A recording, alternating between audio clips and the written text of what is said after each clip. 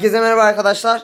Bugün Sarp'la beraber Kapalak kızını arayacağız. Sarp neredesin? İçeride, onu gördüm. Hemen ona gitmeliyiz. Arkadaşlar sessiz olmamız gerekiyor. Burada Arkadaşlar. Yağız. İçeriden dabbe geldi. Yağız'ı kaybetmiştik. Arkadaşlar duyuyor musunuz? Sessiz ol. Arkadaşlar burada seslerin duyulduğu söyleniyor. Köylüler çok şikayet etmiş. Orada arkadaşlar gördünüz mü? Arkadaşlar şimdi ölmeme challenge deneyeceğim. Lütfen beğenmeyi unutmayın, abone olursanız sevinirim. Hasan'ı kaybettik, Hasan'ı.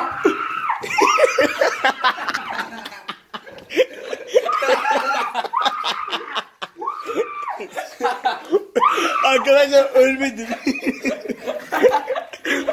Kaç. Beyler gel.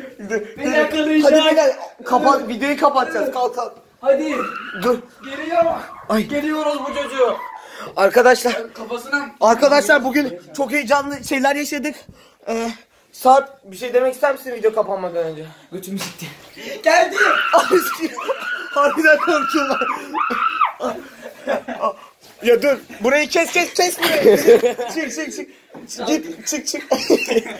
Arkadaşlar ölmeme challenge yaptım, kazandım. Hiçbirimiz ölmedik. Bu video 1 milyon beğeni gelirse daha benimle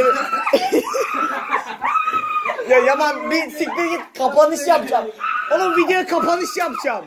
Tamam. Gel ben seni kapatacağım. Ya bir dur, video kapanış yapacağım. Arkadaşlar bugün ölmeme challenge'ı kazandım. Ödülüm 15 milyon beğeni istiyorum.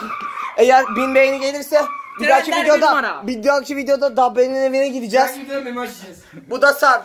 Bir dahaki videoda götümü